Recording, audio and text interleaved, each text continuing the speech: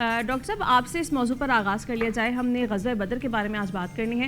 تو ایک عظیم الشان فتح تھی اسلامی تاریخ کی اگر دیکھی جائے مسلمانوں کے لیے. وہ کامل ایمان کیا تھا اور آج کے دور میں ہم اس ایمان سے جو ہے مستفید نہیں ہو سکتے. یہ بتائے گا کہ کون سے بنیادی اسباب ہیں جن کی وجہ سے مسلمانوں کو یہ کامیابی ملی؟ ان الحمد للہ اما بعد فاعوذ باللہ من الشیطان بسم اللہ الرحمن الرحیم. غزوہ بدر 17 رمضان سن 2 ہجری میں مسلمانوں اور مشرکین مکہ اور کفار کے درمیان ایک مقابلہ ہوا. یہ وہی مسلمان تھے جو مٹھی بھر جو مکہ کے اندر ایک کمزور حیثیت سے رکھتے تھے. مشرکین مکہ نے ان پر ظلم ستم شیب ابی طالب کی گاٹیوں میں بند رکھنا، پھر اللہ تبارک و تعالیٰ کے حکم سے اور اللہ تبارک و تعالیٰ کی اذن اور اجازت سے آپ نے ہجرت کی مٹھی بھر مسلمانوں نے، اور مدینہ میں جا کے جناب رسول اللہ صلی اللہ علیہ وسلم کی قیادت کے اندر ایک اسلامی مدنی حکومت کا قیام رکھا. اس اسلامی حکومت دن بدن بڑھتی چلی جا رہی تھی. اس کے اثر، اس کے نتائج، اس پر تمام مشرکین مکہ اور قریش کے لوگوں نے فیصلہ کیا کہ ہم مسلمانوں کے خلاف چڑھائی کریں گے.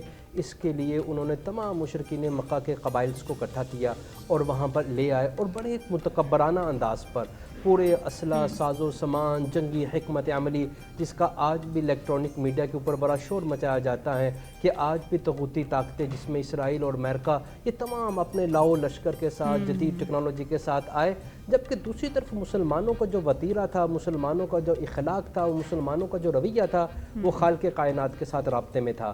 نبی کریم صلی اللہ علیہ وسلم نے اس جنگ کے آغاز پر اللہ تبارک و تعالیٰ سے رابطہ کیا، حمد و ثنا کی، اور بڑی مشہور و مقبول یہ دعا بھی ہیں، خطبہ بھی ہیں جو تمام لوگوں کے علم کا حصہ ہیں. آپ نے فرمایا اللہ تعالیٰ یہ مٹھی بھر مسلمان آج میں آپ کی بارگاہ میں لے کر آیا ہوں. اگر آج یہ ناکام ہوئے یا شکست خوردہ ہوئے تو پھر قیامت تک تیرا نام لینے والا کوئی نہ ہوگا. پھر اللہ نے یہ وعدہ بھی کیا قرآن کریم کے اندر، کم من فیۃ قلیلۃ غلبت فیۃ کثیرۃ باذن اللہ. اللہ نے بہت مرتبہ اپنے کمزور گروہوں کو طاقتور گروہوں پر غلبہ دیا ہے باذن اللہ. اس کے اندر زمینی حقائق تو کچھ اور تھے. زمینی حقائق کہہ رہے تھے جو 1000 کا لشکر ہے ساز و سامان کے ساتھ، جنگی حکمت عملی کے ساتھ، اور دوسری طرف کمزور لوگ لیکن توکل اور رابطہ اللہ خالق کائنات کے ساتھ. اور توکل اور ایمان کی طاقت ایسی طاقت ہے جو کہ ہر دنیاوی طاقت پر غلبہ رکھتی ہے. پروفیسر حافظ محمد عثمان صاحب ہمارے ساتھ موجود ہیں. پروفیسر صاحب یہ کہیے گا کہ قرآن مجید میں اسے یوم فرقان کہا گیا ہے، اس کی کیا وجہ ہے اور اس جنگ کی قیادت کس نے کی تھی؟ نحمدہ و نصلی علی رسولہ الکریم، اما بعد فاعوذ باللہ من الشیطان الرجیم، بسم اللہ الرحمن الرحیم.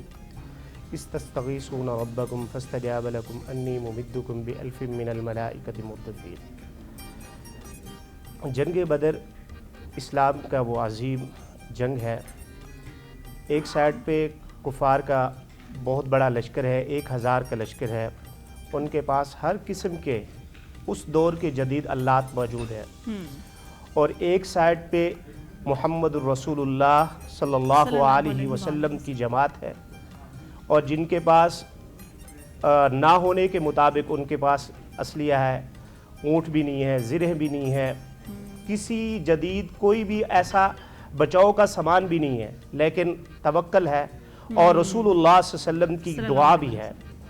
سورۃ انفال نے اس موضوع کو بڑے ڈیٹیل کے ساتھ بیان کیا ہے. رسول اللہ صلی اللہ علیہ وسلم بدر کی رات رب ذوالجلال والاکرام سے فریاد کرتے ہیں کہ یا اللہ یہ مٹھی بھر لشکر 313 کی جماعت بڑی مشکل سے جو ہے میں اس کو لے کے آیا ہوں، اگر آج یہ حق اور باطل کا فیصلہ نہ ہوا تو آج کے بعد اسلام کا نام لینا لوگ ختم کر دیں گے، اسلام کی پہچان دنیا سے مٹ جائے گی. تو اللہ تعالیٰ نے کہا، محمد رسول اللہ صلی اللہ علیہ وسلم کو یہ یقین دہانی کروائی، اور اللہ تعالیٰ نے بذریعہ وحی اللہ تعالیٰ نے اعلان کر دیا کہ میں 1000 جو ہے فرشتوں کا لشکر میں بھیجوں گا. اور اسی رات پھر اللہ تعالیٰ نے اسی رات ایک موسلا دار بارش ہوئی. مسلمانوں کا جو لشکر تھا وہ آرام و سکون سے انہوں نے نیند اپنی پوری کی اور بڑی اطمینان سے وہ فریش ہو کے صبح لڑے، جبکہ جو کفار کا لشکر تھا وہ انتہائی مشکلات، پوری رات وہ سو نہ سکے. جب مسلمانوں کا لشکر کا سامنا ہوا، صحابہ کرام کے اندر ایک ایمان تھا اور رسول اللہ صلی اللہ علیہ وسلم کے ایک محبت تھی. یہاں تک کہ انصاری ایک صحابی ہیں سعد بن ابی معاذ، وہ کہتے ہیں اللہ کے نبی صلی اللہ علیہ وسلم ہمارے ماں باپ، ہماری اولاد، سب کچھ آپ پہ قربان ہے. جنگ بدر کیا آپ ہمیں کہیں بھی کہتے ہیں ہم لڑنے کے لیے تیار ہیں. اور اس طرح کا اللہ تعالیٰ نے قرآن میں بھی کہا ہے. اللہ تعالیٰ نے فرمایا ہے کہ میں ہمیشہ جو ہے حق والوں کو فتح دیتا ہوں اور باطل کو میں نیست و نابود کر دیتا ہوں. ڈاکٹر صاحب یہ کہیے گا کہ اس مقابلے میں مسلمانوں کی تعداد کتنی تھی، ان کے پاس جو جنگی سامان تھا وہ کتنا تھا، اور ان کے مقابلے میں کفار جو تھے وہ کس حد تک مضبوط تھے بظاہر؟ دیکھیے جو مارکا ہوا یہ بنیادی طور پر مسلمانوں کا دفاعی مارکا تھا. مسلمانوں نے اس جنگ کی نہ کبھی خواہش کی اور نہ کبھی آرزو کی، بلکہ یہ مسلط کی گئی تھی. یعنی کہ 1000 کا لشکر جدید ساز و سامان کے ساتھ جو اس وقت کا جنگی آلات تھے، اور مسلمان تو 313 اور وہ بھی بہت کم، زیرے بھی کم، تلواریں بھی کم، اور اونٹ بھی کم، اور جانور بھی کم. اور اس حالت کے اندر جو میں میں بات کر رہا تھا کہ رسول اللہ علیہ وسلم نے ایک دعا کی. اس دعا کے اندر اللہ تبارک و تعالیٰ سے کہا کہ یہ 313 اگر آج نہ رہے تو قیامت تک کے لیے آپ کا نام لینے والا کوئی نہ ہوگا. حالانکہ اس پر علمی مباحثہ کیا جائے تو جب یہ 313 لوگ نہیں تھے تو اللہ کی جلالت، اللہ کی وحدانیت، اللہ کی ربوبیت تب بھی تھی، اور آج وہ نہیں ہیں تب بھی ہیں. لیکن اللہ کے رسول صلی اللہ علیہ وسلم نے یہ بات جو کی وہ ان لوگوں کے قلوب و اذہان کو سامنے رکھتے ہوئے کی جو گھبرا رہے تھے 1000 کا لشکر دیکھ کے، ان کا جنگی سامان دیکھ کے، ان کا ساز و سامان دیکھ کے.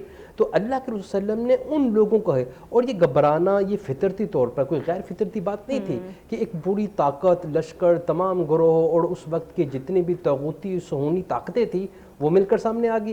آج بھی تو یہی ہو رہا ہے کہ تمام طاغوتی طاقتیں، تمام مغربی طاقتیں مسلمانوں کے در پر ہیں اور مسلمانوں کو کسی طرح ختم کرنا چاہتی ہیں، ان کے وسائل پر قبضہ کرنا چاہتی ہیں.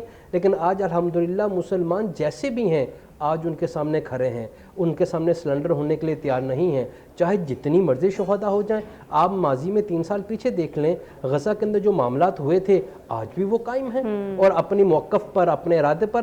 اصل مسئلہ یہ ہے کہ نوجوان نسل کو یہ سمجھنے کی ضرورت ہے کہ زمینی حقائق سے جنگیں نہیں لڑی جاتی، زمینی حقائق سے اور اصلوں سے اور جدید ٹیکنالوجی، جدید ترقی سے، جدید AI سے جنگیں نہیں لڑی جاتی. جنگیں لڑنے کا تعلق ایمان اور اللہ تبارک و تعالیٰ کے تعلق سے مضبوطی سے ہیں. اللہ نے تو ان قوموں کو خود قرآن کریم کے اندر لعنت اور دوسرے غضب و قہر سے، القابات سے پکارا ہے، اور مسلمان جیسے بھی ہیں وہ اللہ تبارک و تعالیٰ کے برگزیدہ ہیں. اچھا پروفیسر یہ کہیے گا کہ اس جنگ کے دوران ہم دیکھا کہ اللہ تعالیٰ نے مسلمانوں کی خاص مدد فرمائی، اور پھر اس کا عملی مظاہرہ ہم نے دیکھا کہ تعداد میں کم ہونے کے باوجود مسلمانوں کو عظیم الشان فتح حاصل ہوئی. وہ کیا خاص مدد تھی جو اللہ تعالیٰ نے کی، اگر ان واقعات کی منظر کشی آپ کر دیں؟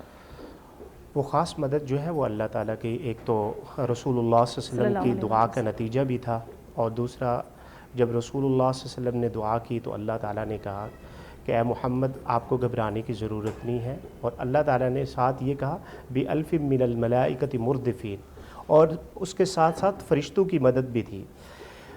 صحابہ کرام کہتے ہیں جب ہم جنگ میں تھے تو ہمیں ایسا لگتا تھا کہ ہمارے ساتھ کوئی اور ایسی مخلوق ہے جو ہم کسی کا سامنا ہوتا ہے. جیسے حضرت حمزہ کے بارے میں ہے، حضرت حمزہ جس جنگ میں جاتے تھے تو بڑے بڑے جو نامور کفار مکہ کے سردار تھے جو اپنے آپ کو بڑا جنگجو کہتے تھے وہ ڈر جاتے تھے اور حضرت حمزہ کا مقابلہ کرنے کے لیے نہیں آتے تھے. ایک تو جو آپ کا سوال ہے، ایک تو مسلمانوں کے اندر جو ایمانی طاقت تھی اور جذبہ جہاد، اور رسول اللہ صلی اللہ علیہ وسلم کے ساتھ جو ان کی کمٹمنٹ تھی، جو رسول اللہ صلی اللہ علیہ وسلم کے ساتھ جو ان کا عہد و پیمان تھا، جو رسول اللہ صلی اللہ علیہ وسلم، جیسے کہ میں نے پہلے بھی کہا، انصار، جب رسول اللہ صلی اللہ علیہ وسلم نے انصار، پہلے تو سب سے پہلے آپ نے مہاجرین کو قائل کیا کہ اس طریقے ہم نے ایک جنگ کرنی ہے. اور جیسا کہ علامہ صاحب نے یہ بات کی ہے کہ وہ جنگ ہم پہ مسلط ہوئی ہے، اور کیونکہ کفار کا یہ مائنڈ تھا، وہ یہ سوچ رہے تھے کہ ہم نے مدینہ کو بھی فتح کرنا ہے. تو رسول اللہ صلی اللہ علیہ وسلم نے یہ ارادہ بنا لیا کہ اگر یہ لوگ، کیونکہ رسول اللہ صلی اللہ علیہ وسلم پہلے مکہ سے ہجرت کر چکے تھے، اب آپ نے ساری اپنی تعلیم کا مرکز، اپنی تربیت کا مرکز، آپ نے پورا جو ہے وہ مدینہ پہ فوکس کیا ہوا تھا. یہاں پہ جو ہے آپ صلی اللہ علیہ وسلم نے یہودیوں کے ساتھ بھی ایک میثاق مدینہ کے نام سے ایک مشہور جو ہے وہ ایگریمنٹ کیا. مقصد یہ تھا کہ یہاں سے ایک اسلامی ریاست کا تصور دیا جائے، اور رسول اللہ صلی اللہ علیہ وسلم اس بیس پہ کام کر رہے تھے. جب آپ نے انصار سے بات کی تو انصار بھی ایگری ہوئے، مہاجرین سے کہا تو یہاں تک اوس اور خزرج یہ دو مشہور قبائل تھے جی ہاں۔ جو مدینہ کے مسلمانوں کے قبائل تھے، یہ دونوں جو ہے ان کے دونوں سردار ایگری ہو گئے